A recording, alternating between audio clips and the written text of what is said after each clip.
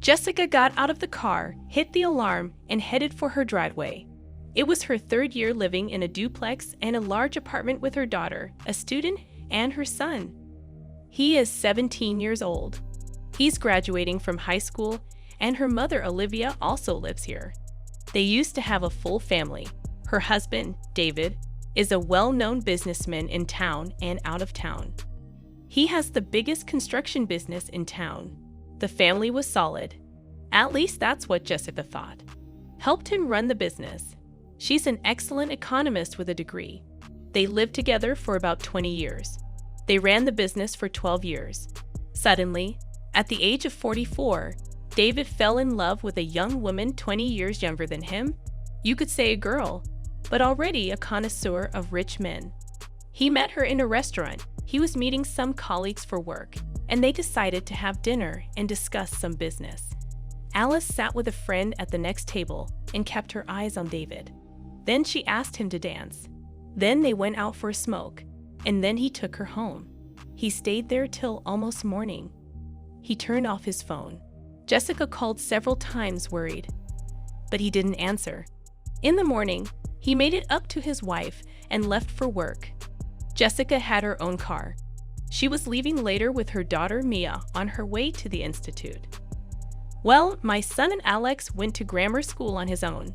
It wasn't far from home. They lived in a 4-room apartment. There was a luxurious country house with a bathhouse and a sauna, but they lived there in the summer. David didn't pay much attention at first and didn't count on seeing Alice for a long time.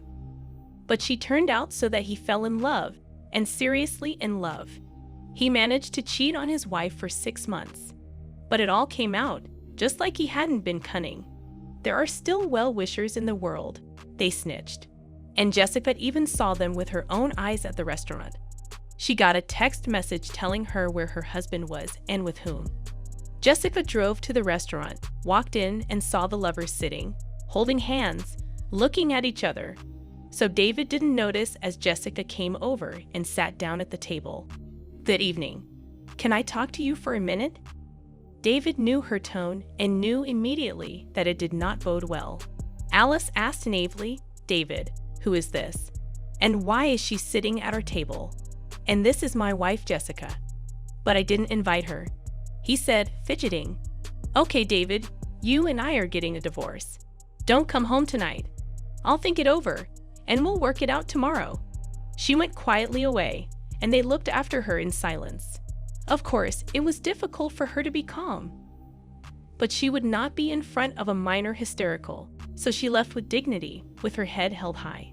A woman is easy to hurt, to deceive, to hit, but it is very difficult to get her back. David knew that very well. All the more reason why he did not want to divorce and marry Alice. After all, Jessica, his rock, and knows their business.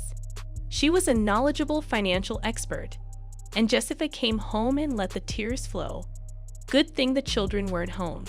After she cried, she calmed down. An hour later, Alex came in, then her daughter. Jessica automatically made dinner. Everyone ate. She put the dishes away in the dishwasher and went to her bedroom.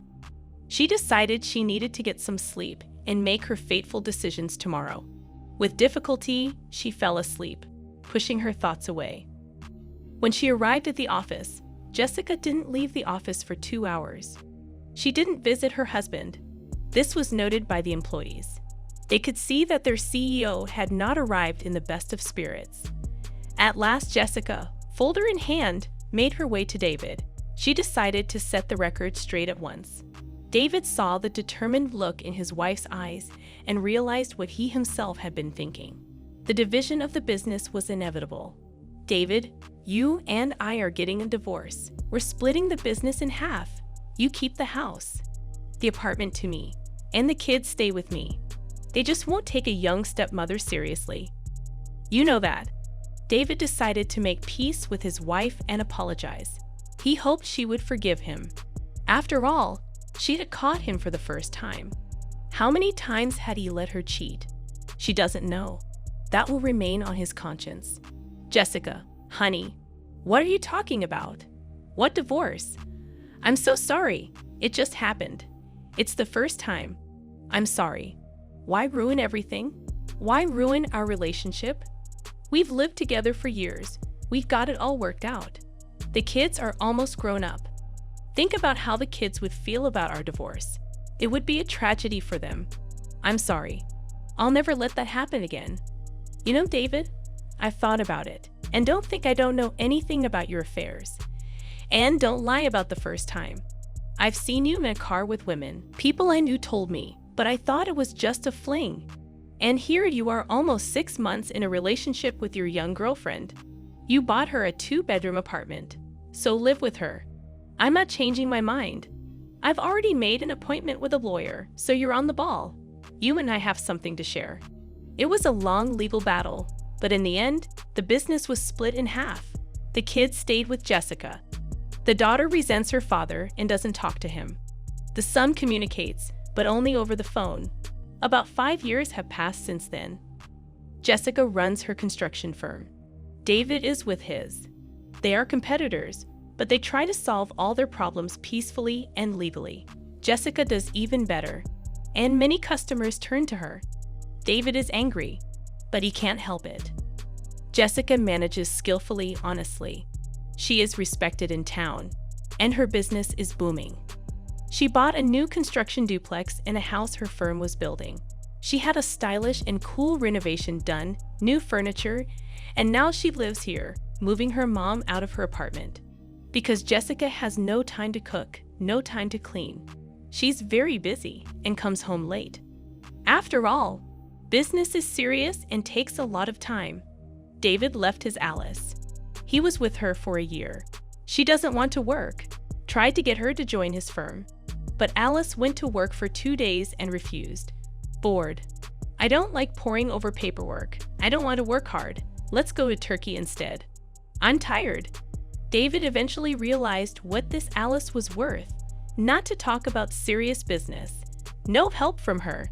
He had long regretted losing his wife, a smart, beautiful woman. There she is, running her own firm. She has authority. She goes to the city administration as if she were in her office. She's respected. She's in the public eye. And most importantly, no one can say anything bad about her.